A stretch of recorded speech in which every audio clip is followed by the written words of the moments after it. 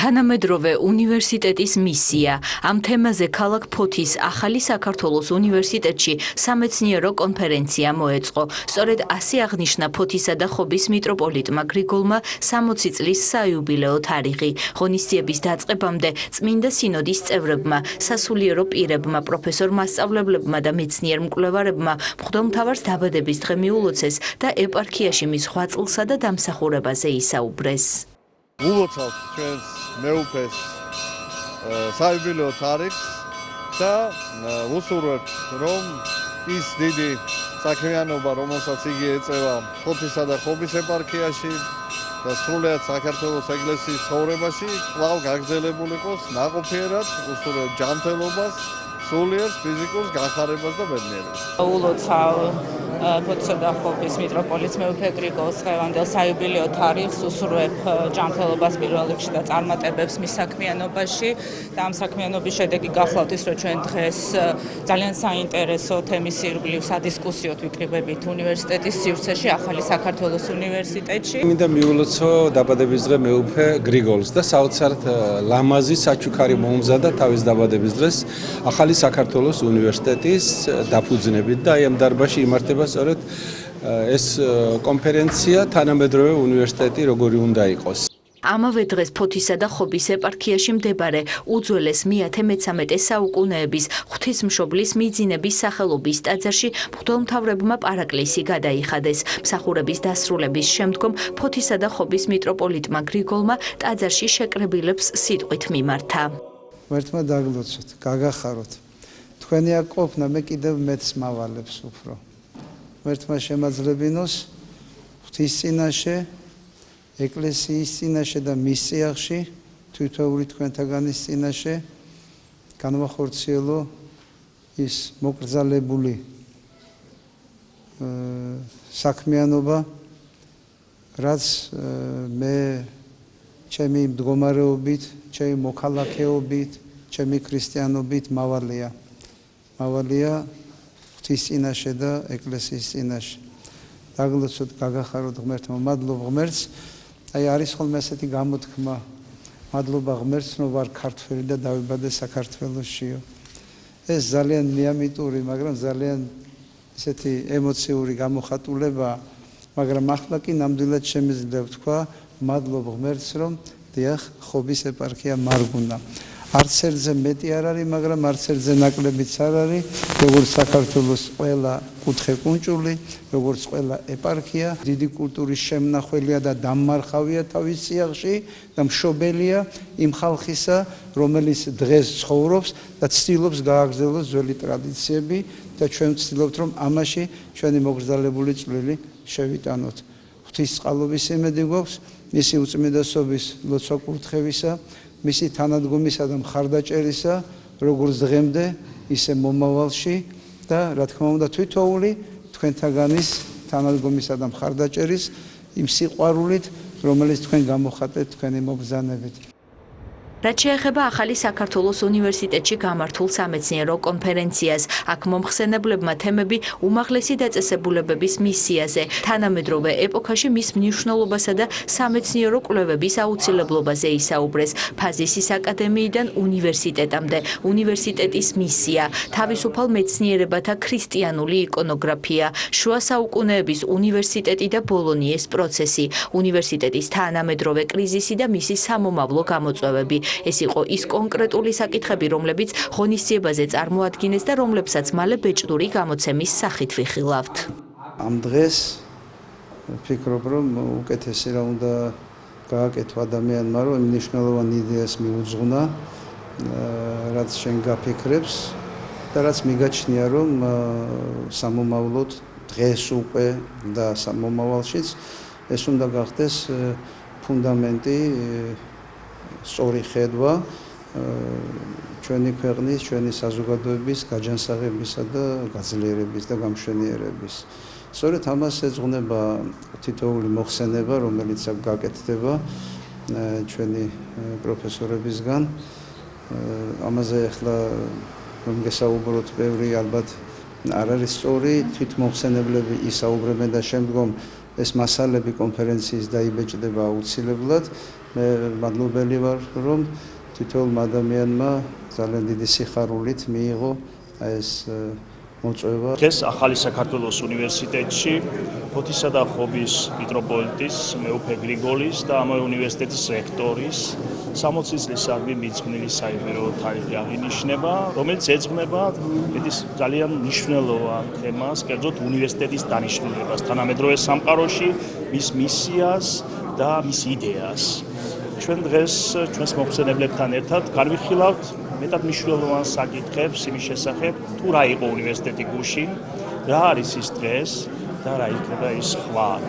იმედი მაქვს, რომ ეს კონფერენცია თავის წვლილს შეიტანს საუნივერსიტეტო თემატიკის გაშუქებისა და საუნივერსიტეტო თემატიკის დამუშავების პროცესში, რადგან ქართულ ჰუმანიტარულ მეცნიერებებში ეს თემატიკა მარგინალურ დონეზე იყო აქამდე გაშუქებული და ფაქტიურად ფართო განხილვის მიღმა რჩებოდა. ჩვენ ყურადღებას ვამახვილებთ ქრისტიანობის სიმბოლურ ნარატივზე, სადაც უკვე ხატის სახით უკვე ჩამოყალიბებული არის ხატის სახით ქრისტიანული განათლების ეტაპები. ეს ეხება უმთავრესად გერმანელი აბატი ქალის ლანდსბერგის ცნობილ იკონოგრაფიას, რომელშიც გამოხატულია ფილოსოფიის და თეოლოგიის ურთიერთმოერთების საკითხი. ეს იშვიათი ხატი არის, ვთქვათ, კურიკულუმის დალაგების, ეს იყო თავის ძროზე წარმოქმნილი ერთგვარი ენციკლოპედია, ქრისტიანული ცხოვრების ენციკლოპედია. ჩემ დღევანდელი მოხსენება სწორედ უნივერსიტეტის მისიას ეხება. ეს არის საკვანძო თემა, იმდენად რამდენადაც საერთოდაც უმაღლესი განათლების რეფორმა უპირველეს ყოვლისა უნივერსიტეტის მისიის განსაზღვრით და სიღრმისეული გაცნობიერებით იწყობა და მე შევეცდები გავაანალიზო ისტორიულად ეს საკითხი და შევეხო თანამედროვე უნივერსიტეტის კრიზისის და მისი საკვანძო თემებს. ახალი საქართველოს უნივერსიტეტი ქალაქ ფოთში არსებული ერთადერთი უმაღლესი დაწესებულებაა.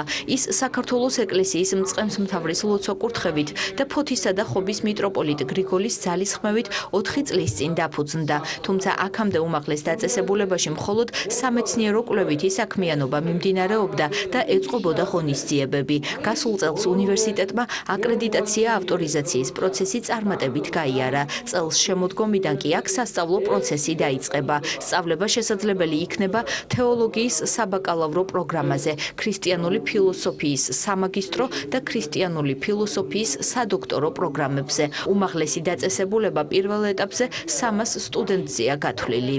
ეს ძალიან მნიშვნელოვანია თვითონ ამ ქალაქისთვის.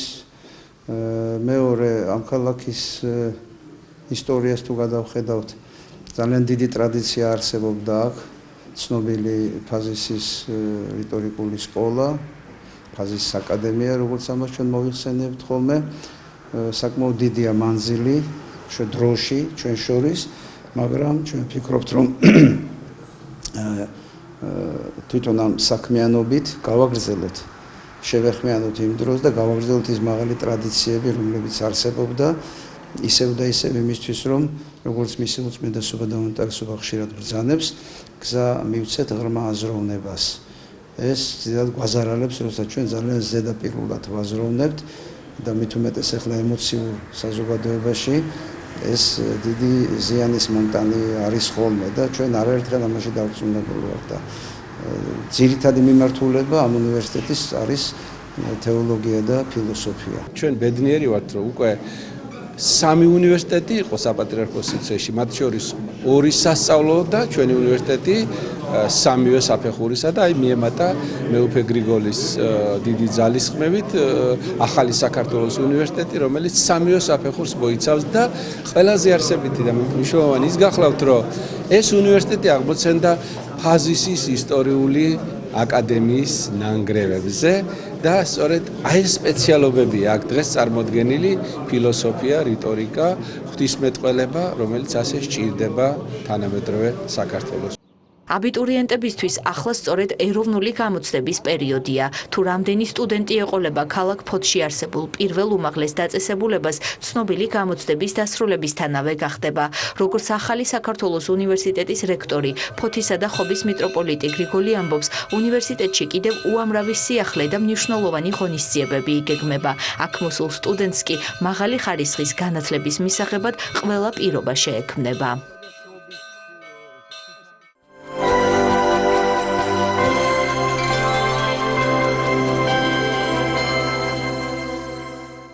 შპს მარტვილის წყლების ერთ-ერთი დამფუძნებლის დავით ბუაძის მიერ ეკლესიის კუთვნილი წილის თაღლითურად მითვისების მცდელობის ფაქტთან დაკავშირებით საპატრიარქოს იურისტმა ედიშერ გარჩავამ და კომპანიის ადვოკატმა გიორგი ფოლადიშვილმა პრესკონფერენცია გამართეს. მათ მედიის წარმომადგენლებს პროცესის მიმდინარეობის შესახებ დეტალური ინფორმაცია მიაწოდეს. როგორც ცნობილია, შპს მარტვილის წყლები ჭყონდიდის ეპარქიის სოფელ ტალერში 2010 წელს ეპარქიის და ქველმოქმედისა და მეცენატის ბიზნესმენისა და საქართველოს ორგზის მოწვევის პარლამენტის წევრის აცგანსვენებული ნაული ჯანაშიას ინვესტიციითა და შემოწირულობით დაარსდა. ჭყონდიდის ეპარქიაში წყლის ჩამოსასხმელი ქარხნის იდეა კი ჭყონდიდელ მიტროპოლიტ პეტრეს ეკუთვნოდა. აღსანიშნავია, რომ იმ დროისთვის ეპარქია უკვე ფლობდა ტალერის წყლისა და ლებარდეს მინერალური წყლების ლიცენზიასა და მიმდებარედ შეძენილ მიწის ნაკვეთებს. ნაული ჯანაშიას ბიზნეს პარტნიორ დავით ბუაძის ინიციატივით საინვესტიციო თანხა შემოტანილ იქნა ოფშორულ ზონაში გახსნილი საბანკო ანგარიშიდან, რომელიც სესხის სახით გაფორმდა. შემდეგ დავით ბუაძემ გაფორმებული სესხის უკან დაბრუნების მიზნით მიმართა სენაკის რაიონულ სასამართლოს, რომლის უკანონო გადაწყვეტილებითაც კომპანია მარტვილის წყლები და მისი კუთვნილი ანგარიშები, რომლებიც გახსნამდე და გახსნის დღიდან ეპარქიის რესურსით იმართებოდა, დღეისათვის დაყადაღებულია. აღსანიშნავია, რომ წყალი პირველად გასული წლის მარტის თვეში ეკლესიის მონდომებითა და ძალისხმევით ნაული ჯანაშიას სააღაპო სუფრაზე ჩამოისხა. ჩვენი შეხვედრის თემა და საუბარი შეეხება შპს მარტვილის წყლებს, ასე თუ ისე თქვენთვის ცნობილი, იმდენად რამდენადაც მარტვილის რაიონის სოფელ ტალერში, ეს არის ჭყონდიდის ეპარქია, აქ ფუნქციონირებს კომპანია მარტვილის წყლები, რომლის ერთ-ერთი დამფუძნებელი გახლავთ ბატონი დავით ბუაძე. მოკლედ გეტყვით ამ ისტორიას, ამ კომპანიის დაარსება და წარმოშობასთან დაკავშირებით 2010 წელს შეიქმნა ეს კომპანია, მანამდე თვითონ ეპარქიის ეკლესიის შემადგენელი ნაწილია და ამ შემთხვევაში რომ იცოდეთ, რომ იგივე ეკლესიის ინტერესებზე არის საუბარი.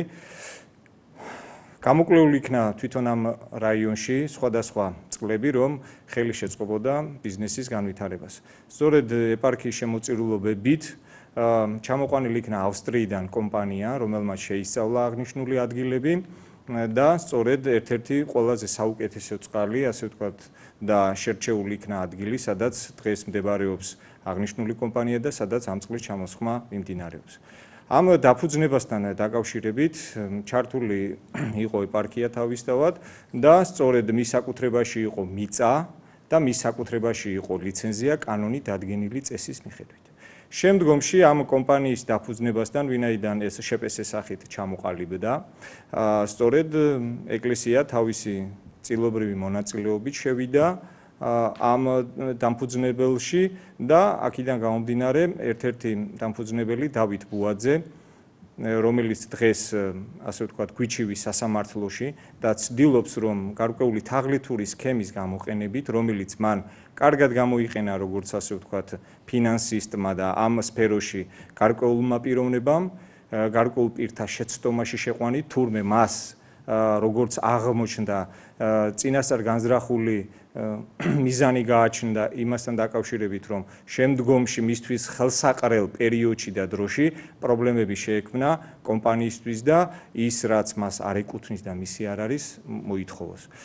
თქვენთვის შეიძლება გასაოცარიც იყოს ეკლესიის პოზიციები, მაგრამ დღეს დადგა ის პერიოდი, ასე ვთქვათ, როდესაც ზოგადად გარკვეულ ხასიათს იღებს ეკლესიის წინააღმდეგ ბრძოლა ქონებებთან მიმართებაში. თუმცა ამ შემთხვევაში მე კონკრეტულად დასახელებებისგან თავს შევიკავებ, თუმცა ეს ტენდენცია დაწყებულია.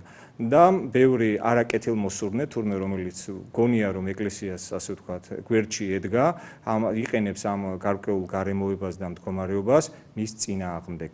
კონკრეტულად აღნიშნულთან დაკავშირებით დავით ბუაძე შექმნა ასეთი სქემა, რომ მას ფორმალურად დააფუძნა, როგორც ჩვენთვის ცნობილია, ეგრეთ წოდებულ ოფშორულ ზონაში კომპანია ალენვილე, რომლის მეშვეობითაც ამ კომპანიაში წილობრივად შემოვიდა ჩვენ საზოგადოებისათვის გარკვეული ნაწილის დიდი ნაწილისთვის კარგად ცნობილი ბიზნესმენი, ქველმოქმედი, აწ-გარდაცვლილი, განსვენებული ნაული ჯანაშია, რომელმაც თვითონ ამ კომპანიას შემოსწირა თანხები და გადარიცხული იქნა, როგორც ჩვენთვის ცნობილია, თანხები ამ მარტვილი წყლების განვითარებასთან დაკავშირებით. და სწორედ ეს პიროვნება, ამ პიროვნების გარდაცვალების შემდეგ ეს დავით ბუაძე დღეს უკვე აცხადებს, რომ თითქოს შეპესე მარტვილის წყლებს სესხის სახით ასესხა. დაახლოებით აქ თანხა არის 747,000 ამერიკული დოლარი კომპანიის განვითარებისათვის. სინამდვილეში კი ეს ხელშეკრულება იძახის, რომ არისო იყო უვადოდ დადებულიო. სინამდვილეში კი ეს იყო ბატონი ნაული ჯანაშიას თანხები, რომელიც გადაირიცხა ამ ოფშორულ კომპანიაში, თუ რატომ იქნა გადარიცხული ოფშორულ კომპანიაში, რა მიზანზე ემსახურებდა და ასე შემდეგ. ამას რა თქმა უნდა ჩვენ ვაპირებთ ამ პრესკონფერენციის შემდეგ სათანადო საჩივრით განცხადებით მივმართოთ საქართველოს მთავარ პროკურატურას, რომ სრულყოფილად იქნას გამოძიებული და დადგინდეს ობიექტური ჭეშმარიტება და სიმართლე, თუ რეალურად ვისი თანხებია, რასთან გვაქვს საქმე და არის თუ არა ბატონ დავით ბუაძეს მიერ თაღლითურად მოტყუების გზით სხვისი კუთვნილი თანხების მითვისების და დღეს 50%-იანი წილის, რომელიც ეკლესიას ეკუთვნის და ჭყონდიდის ეპარქია მზრუნველობს ამ წილზე, ამ მთლიანად ამ კომპანიის ხელში ჩაგდების მიზანს. სწორედ აღნიშნულთან დაკავშირებით ასევე დამატებით მინდა გაცნობოთ, რომ ჩვენ გაგვაჩნია შესაბამისი ინფორმაციებიც და წყაროებიც, თუმცა დღეს მდგომარეობით თავ შევიკავით, რომ ამ პიროვნების უკან, ასე ვთქვათ, დგას გარკვეული მთავრობის წევრებიც, როგორც თვითონ ამბობს და მას კარგად არის ცნობილი საზოგადოებისათვის ამ პიროვნების თაღლითურ მაქინაციური, ასე ვთქვათ, სხვადასხვა სქემები, რომელსაც ის კარგად იყენებს და შესაძლებელია გარკვეული თანამდებობის პირები, საჯარო მოხელეები მთავრობაში შეიძლება დარწმუნებული წყავს რაღაც თავის მიზნებთან დაკავშირებით და რა თქმა უნდა ეკლესია და ამ შემთხვევაში თუნდაც ჭყონდიდის ეპარქია არაპირებს უკან დახევას, ვინაიდან ყველა ის ქონება, თუნდაც კანონიკური სამართლითაც რომ ვიმსჯელოთ, ეს არის ჩვენი ქონება და ჩვენ ქონებასთან მიმართებაში თუნდაც ჩვენ დავიცავ ჩვენ პოზიციას, ასევე ვამცნობ საზოგადოებას, რომ ვინ არის რეალურად პიროვნება ამის უკან, ვინ დგას და რა თქმა უნდა ჩვენ ყველა ამ პიროვნებას, ვინც ებრძვის ამ ინტერესებს, მოუწოდებთ პირველ რიგში ვამხელთ და შემდგომ რა თქმა უნდა მოუწოდებთ სინანულისაკენ, რომ რა თქმა უნდა მსგავსი ქმედებები უპირველესად მათ დააზიანებთ და არა ეკლესიას.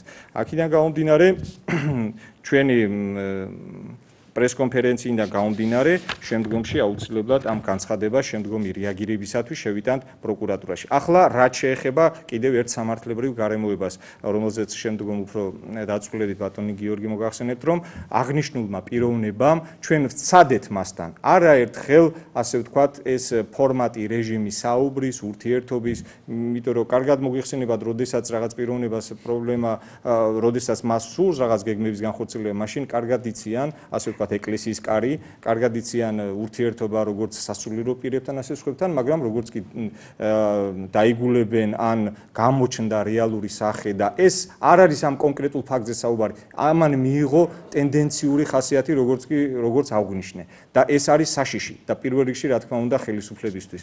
აქედან გამომდინარე ჩვენ ამ პიროვნებამ მოლაპარაკების გარეშე პირდაპირ სასამართლოში შეიტანა საჩივარი და რაც ჩვენთვის გაუგებარი არის, სწორედ აი მოსამართლემ მიიღო გარკვეული უკანონო გადაწყვეტილებები, რაზეც ბატონი გია მოგახსენებთ.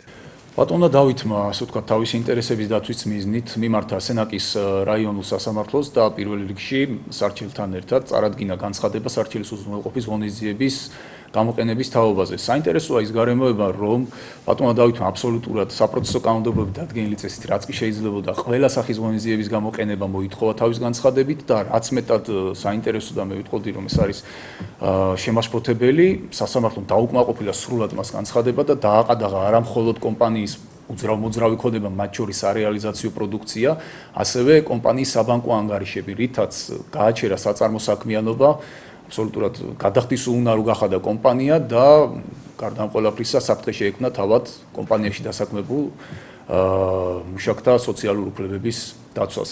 აღნიშნული განჩინება ჩვენ ჩაგვარდა, ბუნებრივია იგი გასაჩივრებული იქნა კანონმდებლობით დადგენილი წესით, კანონმდებლობით დადგენილ ვადას შესაბამისად ველოდებით, როდის ჩაინიშნება, ასე ვთქვათ, აღნიშნული განჩინების განხილვა, რომ წარვადგინოთ ჩვენი დასაბუთებული პოზიცია. რაც შეეხება თავად სარჩელს, სარჩელი ჩვენ არ ჩაგვარებია.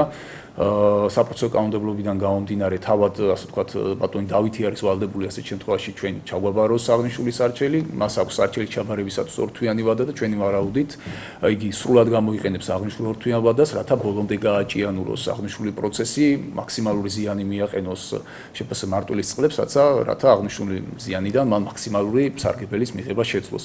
შესაბამისად ვართ ასე ვთქვათ მოლოდინის რეჟიმში, ველოდებით სარჩელის ჩაბარებას და ბუნებრივია წარვადგენთ დასაბუთებულ შესაძლებელს მის სასარჩელო მოთხოვნასთან დაკავშირებით. კომპანიის წარმომადგენლებს იმედი აქვთ, რომ დავით ბუაძის მიერ ეკლესიის ქონების თაღლითურად მიტაცების მცდელობის მხილება ნაყოფს გამოიღებს. მას აღმოაჩნდება სინანული და გაიღვიძებს მასში სინდისის გრძნობა, რამე თუ ცოდვა და უსამართლოდ სხვის ხარჯზე გამდიდრება დაუსჯელი არ დარჩება და არც არავის შერგებია არასდროს.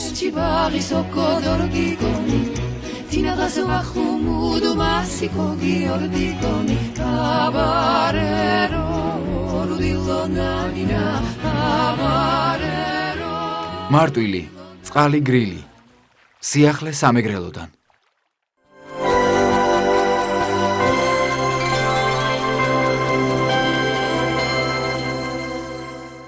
კავკასიის საერთაშორისო უნივერსიტეტმა ღვინის თემაზე კონფერენციას უმასპინძლა. შეხვედრაზე იტალიელმა ექსპერტებმა მაღალი ხარისხის ღვინის წარმოებასა და საერთაშორისო ბაზრის მოთხოვნების დაკმაყოფილებაზე ისაუბრეს. როგორც კონფერენციაზე გახდა ცნობილი, ფორუმი უმაღლეს სასწავლებელსა და ფლორენციის სახელმწიფო უნივერსიტეტს შორის გაფორმებული მემორანდუმის ფარგლებში გაიმართა. შეხვედრას ამბა ალავერდელი მიტროპოლიტი დავითი, ღვინის ეროვნული სააგენტოს წარმომადგენლები, სტუდენტები და სხვა მოწვეული სტუმრები ესწრებოდნენ. კონფერენციის ფარგლებში უნდა მოხდეს მემორანდუმის ხელმოწერა, გაფორმება კავკასიის საერთაშორისო უნივერსიტეტსა და ფლორენციის უნივერსიტეტს შორის. რაც ნამდვილად გულისხმობს მეღვინეობის დარგის და მით უფრო უკვე საქვეყნოდ აღიარებული ქვევრი ღვინის დაყენების უძველესი ტექნოლოგიების შესწავლის, დახვეწის უფრო ფართოდ გაცნობისათვის, როგორც მსოფლიოს წინაშე აი ამ ძველი ტექნოლოგიის წარდგენა და თვითონ ქვევრი როგორც უნიკალური ჭურჭელი და ისევე ჩვენი ადგილობრივი მოსახლეობისათვის ამ ძირძველი ტექნოლოგიის წარდგენა. ჩვენ ურთიერთთანამშრომლობას ვამყარებთ ისეთ კომპანიასთან, როგორც არის GT Energy, რომლის ერთ-ერთი დამფუძნებელიც არის წარმოადგენელი ამ უნივერსიტეტიდან, რაც იმას მოიცავს, რომ ახალი და ძველი ტექნოლოგიების ურთიერთშერწყმა მოხდება სამომავლო განვითარებისათვის. გარდა ამისა, ეს მემორანდუმი მოიცავს იმას, რომ მოხდება ჩვენი უნივერსიტეტის სტუდენტების გაცვლით პროგრამაში მონაწილეობა, ასევე წარმატებული სტუდენტები გაიგზავნებიან ფლორენციის უნივერსიტეტში და ასევე GT Energy-ს და მეღვინეობის საწარმოებში უშუალო დანადგარების გასაცნობად და ახალი ტექნოლოგიების შესასწავლად.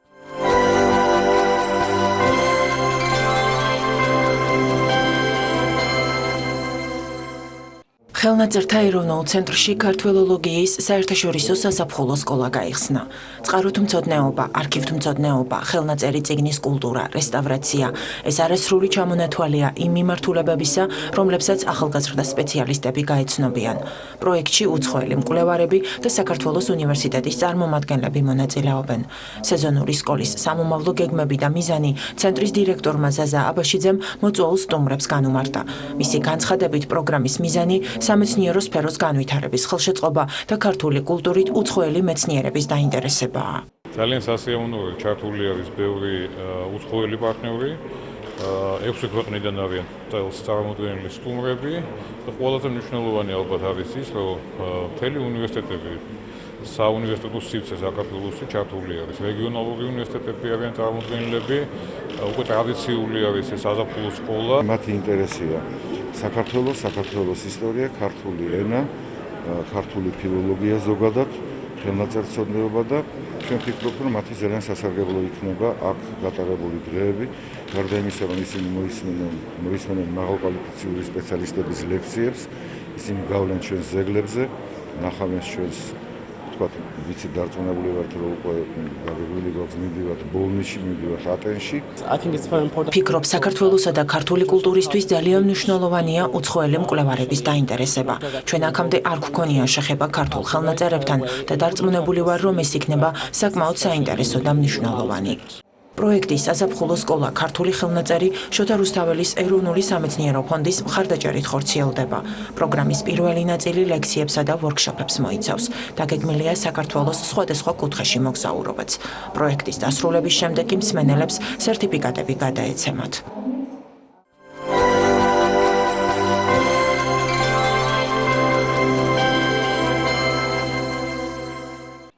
განათლების მინისტრმა საჩხერეში პედაგოგებთან შეხვედრა გამართა. ალექსანდრე ჯეჯელავა მასწავლებლებს სისტემის განვითარების მიმართულებებსა და მოსალოდნელ სიახლეებზე ესაუბრა. უწყების ხელმძღვანელის განმარტებით ის მზადაა, ყველა რესურსი და მთავრობის მხარდაჭერა სწორედ მოსწავლეებისა და პედაგოგებისკენ მიმართოს. ძალიან პროდუქტიული შეხვედრა იყო, მე ძალიან მოხარული ვარ, ეს მე ვთვლი, რომ ჩემი საქმიანობის ძალიან მნიშვნელოვანი ცენტრალური ნაწილია მასწავლებლებთან შეხვედრა. კიდევ ერთხელ მინდა გამოვხატო ჩემი სიხარული, რომ ყავს არაჩვეულებრივი მასწავლებლები, მაღალ პროფესიონალი, გულანთებული, მოტივირებული და აი აბსოლუტურად სწორი ხალხი, ასე ვთქვათ, რომელსაც ძალიან ედარდება ჩვენი ქვეყნის მომავალი. შეხვედრა არის ძალიან საინტერესო, უშუალო, ვფიქრობ ნაყოფიერი და საქმიანი, იმიტომ რომ ის მიზნები, რაც აქვს მინისტრს, ნამდვილად წაადგება სასწავლო პროცესს და მთლიანად განათლების სისტემას. დაისვა ძალიან მნიშვნელოვანი საკითხები, რაც პრობლემურია ნამდვილად სკოლაში და შთაბეჭდილება რაც დამრჩა ის არის, რომ თითქოს ჩვენ სკოლაში მოძრაობს ეს ადამიანი ყოველდღიურად და ხედავს ამ პრობლემებს.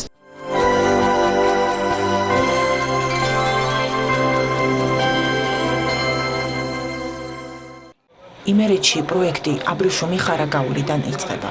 აბრეშუმის პარკის ძაბსახვევი დანადგარი კერძო ბიზნესისა და სახელმწიფოს თანამშრომლობით ამუშავდება. აღსანიშნავია, რომ მეაბრეშუმეობის განვითარების ხელშეწყობის მიზნით ქართველმა ბიზნესმენმა ჯიმი ჩხაიძემ სახელმწიფოს უკვე გადასცა უზბეკეთიდან ჩამოტანილი თუთის 100,000 ინერგი, რომლებიც ბენეფიციარებს უსასყიდლოდ დაურიგდათ. ძალიან დიდი საქმის კეთება დაიწყო. ბატონ ჯიმი ჩხაიძის მეუღლებით შეიძლება ითქვას, მან გააკეთა ძალიან დიდი საქმე, ჩამოგვიტანა ეს დანადგარი უზბეკეთიდან. მეაბრეშუმეობა მოგეხსენებათ, საქართველოს უძველესი დარგი იყო.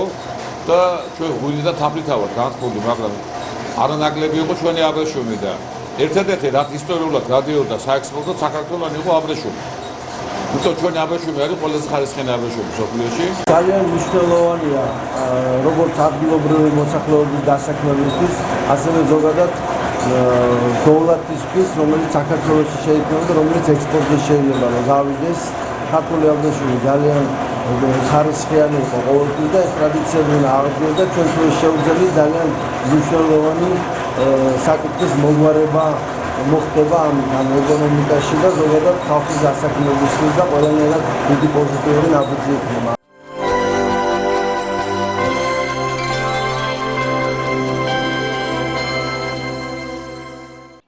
საქართველოს თხილის მწარმოებელთა ასოციაციის სათაო ოფისში მცენარეთა დაცვასა და მოსავლის აღების შემდგომი პროცესების მართვაზე ტრენინგი ჩატარდა. აღნიშნულ თემებზე კომპანია ფერეროს საერთაშორისო სპეციალისტებმა ისაუბრეს. ორგანიზატორთა განცხადებით ტრენინგის მიზანია მონაწილეებმა შეიტყვან უახლესი ინფორმაცია თხილის მოსავლის აღების, შრობის, დასაწყობებისა და ხარისხის მართვის შესახებ. შეხვედრაზე თხილისთვის პრობლემური მავნებელ დაავადებების კონტროლის უახლეს ტექნოლოგიებზეც გამახვილდა ყურადღება. დღევანდელი ტრენინგი ტარდება საქართველოს თხილის მწარმოებელთა ასოციაციის ორგანიზებით. მისი მხარდაჭერები არიან ფერერო ჯგუფი და ასევე ამერიკის შეერთებული შტატების საერთაშორისო სააგენტო. დღევანდელი ტრენინგის მიზანია ფერმერებს გაუღრმავოთ ცოდნა თხილის მოვლა-მოყვანის საკითხებში. მოგეხსენებათ, თხილი არის მთავარი საექსპორტო პროდუქტი საქართველოში. ამიტომ ძალიან მნიშვნელოვანია ფერმერებს ჰქონდათ საკმარისი ცოდნა მისი მოყვანისათვის. ჩვენთვის ძალიან მნიშვნელოვანია, რომ ასეთ ტრენინგებში მივიღოთ მონაწილეობა იმისთვის, რომ უფრო გავიღრმავოთ ცოდნა ხელთან მიმართებაში. იმიტომ რომ მოსავალი იყოს უფრო მეტი, ხარისხიც იყოს უფრო ხარისხიანი და უფრო მიუახლოვოთ ევროპულ სტანდარტებს ჩვენი მოფრთხილის მოსავალი.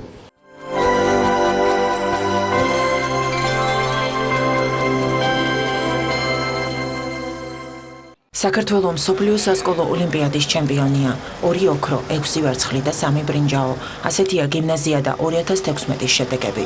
12 სპორტული სახეობიდან ქართველებმა კარატეს, ძიუდოსა და ჭიდაობის, თავისუფალ და ბერძნულ-რომაულ სახეობებში იასპარეზეს და ყველა მიმართულებით медаლი მოიპოვეს. გიმნაზიადაზე საქართველოდან წელს 14 მოსწავლე მონაწილეობდა. 11 მათგანმა медаლი მოიპოვა. ძალიან წარმატებული იყო მათი გამოსვლა, მათი ასპარეზობა.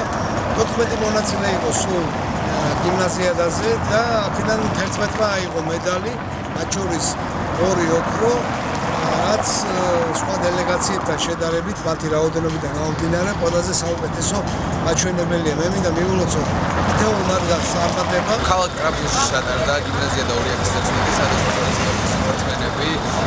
ჩვენმა კარატის ნაკრებმა საკმაოდ წარმატებით იასპარეზა და 8 მონაწილეიდან 7 медаლი მოიპოვეთ. მე სამწუხაროდ მხოლოდ ერთადერთი ვარ, რომელსაც ოქროს медаლი მოიპოვე ჩვენი დელეგაციიდან, მაგრამ ესევე გასახარია ძალიან.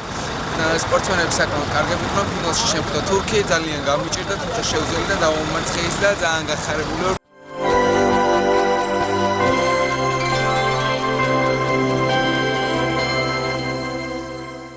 მასობრივი სპორტის განვითარების პროგრამის ფარგლებში ქუჩის სავარჯიშო მოედნები ამჯერად სამეგრალოში გაიხსნა. მოედნების სპორტისა და ახალგაზრდობის საქმეთა მინისტრმა მოადგილეებსა და ადგილობრივი ხელისუფლების წარმომადგენლებთან ერთად დაათვალიერა.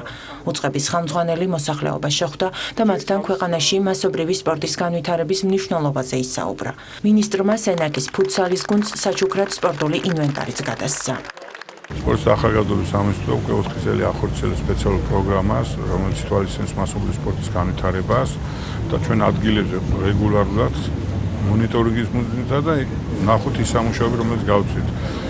ამ ეტაპზე ვეწვიეთ სამეგრელოს, ძალიან საინტერესო შეხვედრები ჰქონდა, განსაკუთრებით საინტერესო იყო დღევანდელი შეხვედრა ახალგაზრდებთან, საფეხბურთო კლუბი, ფუტზალის საფეხბურთო კლუბის ხელმძღვანელობას ვესაუბრეთ, ბავშვებს საჩუქრები ჩამოუტანეთ და რეგულარულად ვაპირებთ, რა თქმა უნდა, რომ საჩუქრით ინვენტარით აღჭურვოთ და დავეხმაროთ მათ ის მიზნები, რაც მათ აქვს, რომ განახორციელონ. მოგესალმებით, ფუტზალი არის ყველაზე მასობრივი სპორტი და სწორედ სენაკის მუნიციპალიტეტში შეიქმნა პირველი ბავშვთა ფუტზალის სექცია.